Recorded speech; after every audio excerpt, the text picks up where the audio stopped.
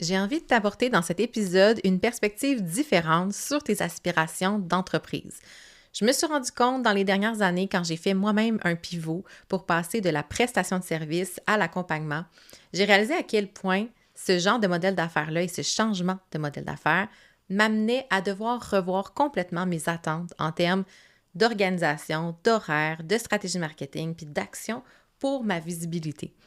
Puis c'est ce qui m'a amené aussi à en discuter très souvent avec mes clientes en accompagnement parce que quand on n'a pas cette vision-là, on a tendance à se comparer, on a tendance à se décourager, puis à se demander pourquoi ça fonctionne pour les autres et pas pour moi.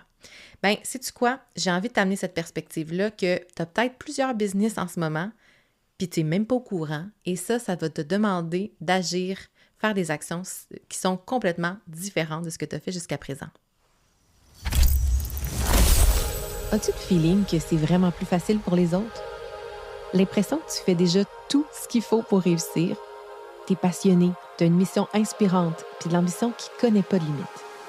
Mais la jungle entrepreneuriale est remplie de fausses promesses et de stratégies trop compliquées.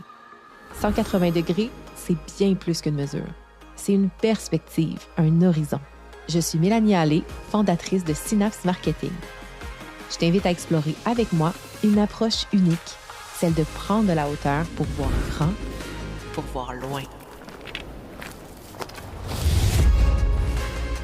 Parce que voir à 180 degrés, c'est regarder l'ensemble du paysage sans se perdre dans les détails.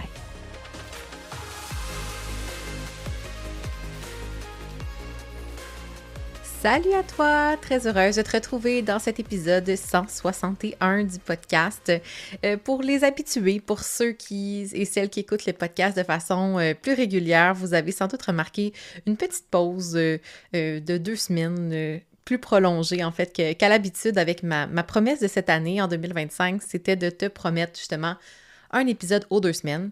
Et je te dirais que entre le moment où j'ai dit ça et le moment où j'ai accepté des mandats, des projets qui me tentaient, des projets de cœur, des projets de formation, bref, j'ai été bien occupée cet hiver et à un moment donné est arrivé des changements d'horaire, d'invités que j'avais justement, qui étaient prévus à l'horaire, puis finalement ça s'est repoussé, ma cédule ne fonctionnait plus.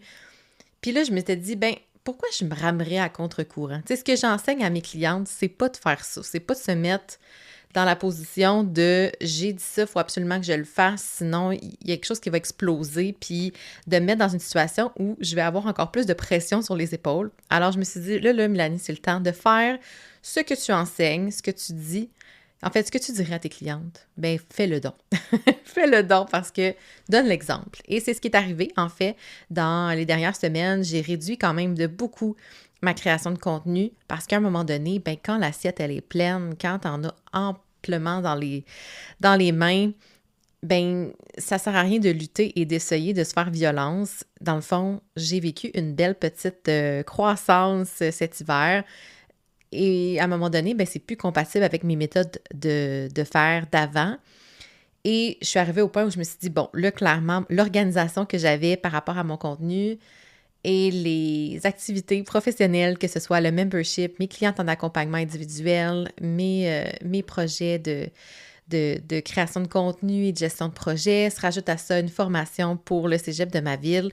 À un moment donné, là, je veux dire, il y a juste 24 heures dans une journée et crois-moi, j'ai travaillé beaucoup plus qu'à l'habitude dans les semaines précédentes et ça l'a paru sur, évidemment, le temps que j'avais à dédier du contenu. Puis là, je te dis tout ça parce que je le sais qu'on est une méchante gang dans cette situation-là. J'ai des clientes qui se sont retrouvées dans cette situation-là. Il y a des membres de mon membership qui ont vécu cette vague-là et qui ont eu une petite baisse là, de motivation, de temps à investir dans la création de contenu. Puis, ça m'a donné l'idée, en fait, de revenir simplement avec cet épisode-là en te partageant une grosse prise de conscience, en fait, que j'ai eue moi-même et que j'enseigne depuis plusieurs mois à mes clientes. Justement, surtout en 1 à 1 parce qu'on peut toucher vraiment en détail, en profondeur, leur modèle d'affaires, comment fonctionne leur business en lien avec la gestion du temps, des projets, des revenus. Et je vais te partager ça dans l'épisode. En fait, la prémisse là, de départ, c'est tu as peut-être 2 business puis tu n'étais même pas au courant. Qu'est-ce que je veux dire par là? C'est que de plus en plus, il y a des entrepreneurs qui sont dans des modèles d'affaires done for you, c'est-à-dire des mandats qui vont faire des actions, qui vont facturer leur temps, que ce soit à l'heure, à forfait, là, peu importe. Là, je rentre pas là-dedans dans l'épisode, mais bref, qui vont rentrer dans un modèle d'affaires où ils vont faire du travail pour quelqu'un. Et à un moment donné, vient l'idée de comment je peux faire pour multiplier mes revenus, en fait, augmenter mes revenus sans nécessairement travailler plus. Hein? On est tous dans la même game. Hein? On a tous cet objectif-là de dire, je veux une croissance, mais je ne veux pas travailler 100 heures par semaine. Tu sais, c'est inhumain, c'est pas ça que je veux, c'est pas le rythme de vie qu'on a envie. Donc, qu'est-ce qui arrive comme multiplicateur de revenus? En fait, qu'est-ce qui existe plutôt comme modèle d'affaires à intégrer à sa business? Il y a bien sûr les offres qu'on va offrir à un ensemble de personnes, donc à des groupes. Donc là, l'avantage, c'est que tu offres une fois le service, mais au lieu d'avoir une personne qui en bénéficie, il y en a plusieurs. Ça, c'est super pour, par exemple, les gens qui veulent vendre des formations ou des coachings en groupe. Il y a vraiment un facteur multiplicateur de revenus intéressant avec cette offre-là. Mais ça, c'est un modèle d'affaires qui est différent du done for you, des mandats clients ou de la prestation de service, je devrais dire. Et il y a un troisième modèle d'affaires aussi qu'on entend souvent parler, qu'on nous vend cette idée de revenu passif, puis je le sais que vous le savez depuis le temps, c'est pas passif, dans le sens que c'est pas on dort la nuit puis l'argent rentre sans qu'on ait rien à mettre en place, hein? C'est pas en créant un petit e-book dans Canva que soudainement tu vas devenir millionnaire. En tout cas, j'espère que tu ne crois pas encore à ce genre de promesse-là qui est largement partagée sur le web. Mais ce modèle-là de fameux revenus passifs qui passe souvent par des infoproduits, donc des produits numériques, produits digitaux qu'on peut vendre et qu'on peut vendre finalement à l'infini. Donc, qu'on crée une fois et qu'on vend plusieurs fois ensuite. C'est un modèle d'affaires qui fait rêver n'importe quel entrepreneur. Hein? C'est un modèle d'affaires qu'on dit « j'aimerais donc bien ça, faire des outils, puis qu'en automatique, tout ça se vende, puis que finalement, je puisse aller me prélasser sur la plage. » Tu vois, le genre, c'est vraiment dans l'air du temps des promesses qu'on nous fait largement, abondamment. Mais quand je te parle de ces modèles d'affaires-là, que ce soit la prestation de service, que ce soit les offres de groupe, les formations, présentielles ou pas, mais des offres de groupe, bref, ou que ce soit des offres justement de produits pseudo-passifs, ce sont 3 modèles d'affaires distincts. 3 façons de faire de la business qui requièrent des stratégies marketing et des stratégies de contenu différents. Tu es d'accord avec moi? Quelqu'un qui fait de la prestation de service, que ce soit des gens qui font des sites web, rédacteurs, rédactrices, photographes, souvent, tu peux aller chercher une belle récurrence de revenus grâce aux bouche à oreille, des clients qui sont satisfaits, qui te réfèrent à d'autres personnes, ou des gens, si ton modèle d'affaires le permet, si ton service plutôt s'inscrit là-dedans, mais tu vas aller chercher une forme de récurrence avec des forfaits mensuels, des retainers. Donc, techniquement, ce modèle d'affaires-là ne requiert pas énormément d'efforts en marketing, mais plus des efforts en fidélisation, promotion, que tes clients deviennent des ambassadeurs, parlent de toi pour avoir toujours suffisamment de clients pour bien en vivre. Bien sûr, si tu charges le bon prix horaire, le bon taux horaire, ça va aller de soi. Mais quand on se tourne vers des modèles d'affaires, que ce soit de groupe ou d'infoproduits, tu es d'accord avec moi que ça prend un nombre de clients beaucoup plus grand. Ce que ça veut dire par là, c'est qu'il va falloir avoir plus de visibilité, travailler intensément sa notoriété, assurément, ça c'est officiel. Et donc, ça demande beaucoup plus de sophistication, d'investissement dans ton marketing. Puis quand je parle d'investissement, c'est du temps, de l'argent, peut-être des ressources, des gens qui vont venir te prêter main forte. Mais l'idée, c'est que tu fasses le plus de bruit possible, c'est qu'il y ait plus de paires de yeux sur tes offres, qu'il y ait des gens qui sachent déjà d'emblée, fassent le lien entre toi, ta business et ton expertise. Ça demande de sortir de sa tanière, de chez soi souvent. Ça te demande d'aller au-devant et oui, de créer plus de contenu, peut-être investir dans ta pub, faire des choses qui ne sont pas nécessaires dans des modèles d'affaires done for you de prestation de service. Et quand j'accompagne mes clientes, souvent, elles sont remplies de mandats et d'exigences, disons, dans leur horaire, en lien avec leur mandat, en lien avec leur service, et là, souhaitent développer en parallèle soit des offres de groupe, soit des infoproduits. Et là, trouvent ça difficile, mais je crée bien que c'est difficile parce que on nous vend cette idée de facilité. Mais tout ce que tu as fait jusqu'à présent pour vendre tes services, ben ça ne sera pas les mêmes efforts ni le même niveau d'engagement. Puis tu sais, je suis pas en train de te dire que c'est difficile au point que ça vaut pas la peine de le faire, mais la raison pour laquelle je t'en parle de cette façon-là, c'est que je vois cette idée de se mettre tellement de pression parce qu'on se compare.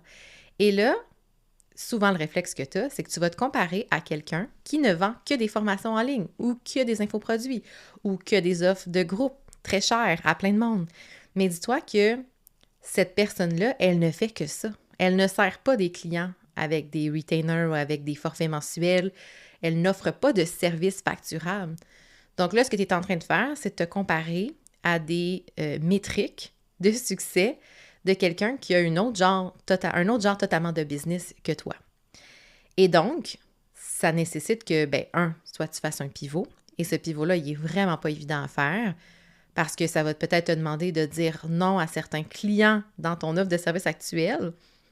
Donc, momentanément, accepter moins de revenus pour développer ta notoriété, ta visibilité, tes stratégies au niveau de l'acquisition pour des modèles d'affaires qui requièrent plus de volume, plus justement de visibilité, comme je disais. Parce qu'on ne vend pas un e-book ou des formations en ligne de la même façon qu'on vend des services de création de site web ou d'adjointe virtuelle. Donc, c'est fou à quel point, des fois, on se met dans la case, puis tu sais, je dis « on » parce que moi aussi, là, ça m'arrive, dans cette case de vouloir l'idée, ces modèles d'affaires-là et qu'ils fonctionnent tous très bien, de façon optimale à 100%, sans que ta santé mentale en soit affectée.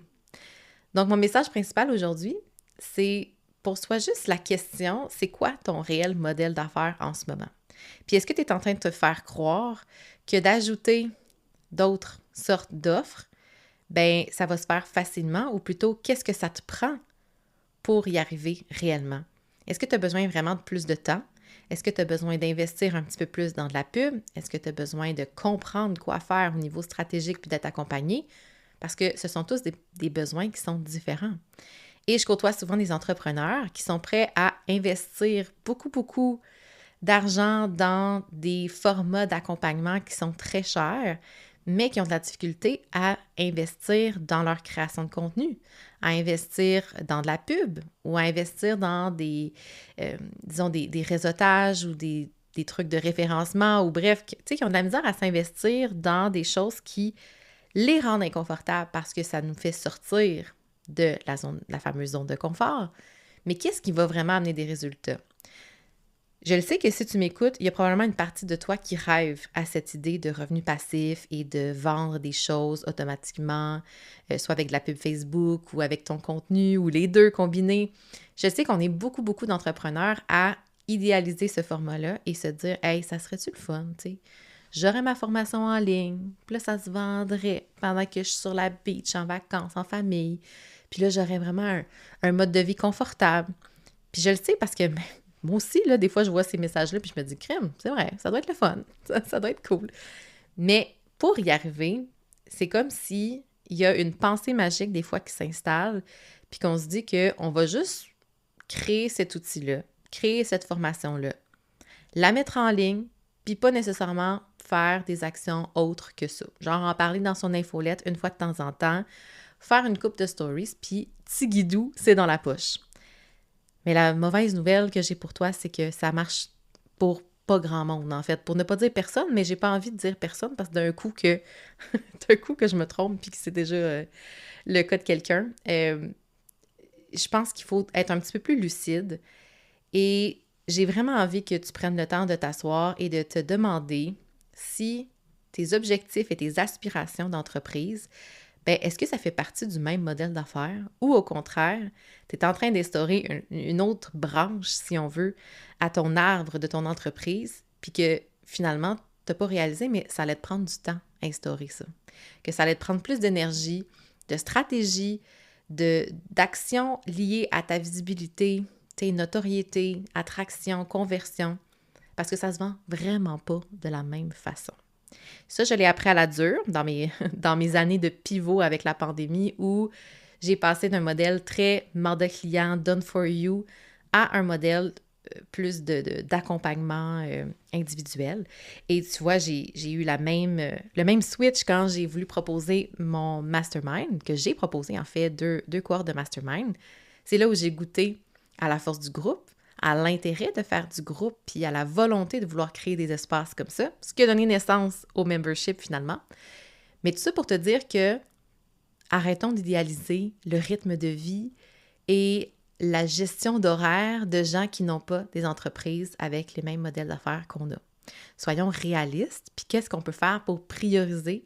C'est souvent là que le bas blesse. C'est dans la priorisation des actions des actions stratégiques au niveau de ton marketing, où tu vas perdre énormément de temps à faire des choses qui ne vont pas te rapporter des résultats concrets, qui ne vont pas nourrir ta visibilité, qui ne vont pas t'amener une communauté qui va être engagée puis qui va avoir le goût finalement de l'acheter finalement, ton produit passif. Mais tu comprends que ça n'aura pas été passif, le fait de bâtir cette communauté-là. Et c'est souvent ça qu'on ne dit pas. Oui, c'est facile pour quelqu'un qui a bâti une grosse communauté de 200 000 abonnés, de lancer un e-book et de le vendre et de faire beaucoup d'argent. Pour quelqu'un qui commence, qui a 500-600 abonnés sur Instagram, c'est un autre paire de manches. C'est peut-être pas l'action numéro 1 que je mettrais en place dans ma business, tu comprends? Sinon, je mettrais beaucoup d'efforts à me faire connaître et à développer rapidement ma communauté. Donc, clairement, ça prend de l'investissement en temps et probablement aussi en argent grâce à la publicité.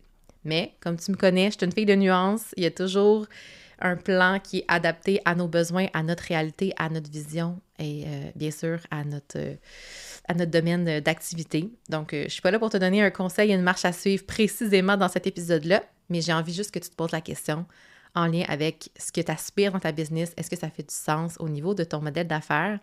Et peut-être que c'est le moment d'ouvrir tes horizons puis de faire des actions un peu plus inconfortables pour t'amener là où tu veux vraiment aller. Donc, sur ce, j'espère que mon petit TED Talk t'a inspiré et peut-être t'a fait cheminer. Si tu veux réagir à l'épisode, si tu as envie de venir me jaser en message privé, sache que sur Instagram, c'est la meilleure façon de venir me jaser, en fait, en privé pour jaser de l'épisode.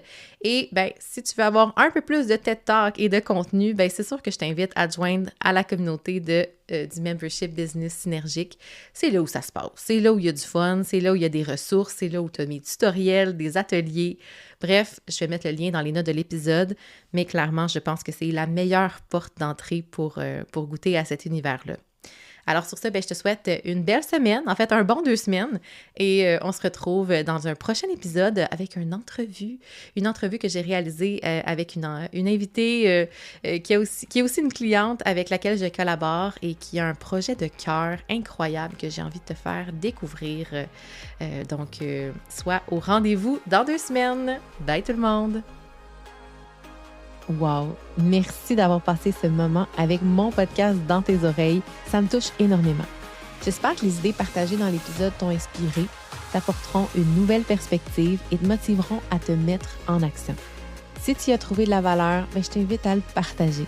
Fais découvrir cet épisode à d'autres entrepreneurs passionnés. Et si tu veux encourager davantage le podcast, je serais hyper reconnaissante si tu pouvais laisser une note ainsi qu'un avis sur la plateforme d'écoute de ton choix. Parce que oui, ça fait une énorme différence pour m'aider à faire connaître 180 degrés à encore plus d'entrepreneurs fantastiques comme toi. À très bientôt pour un autre épisode et d'ici là, n'oublie pas que ta mission fait toute la différence.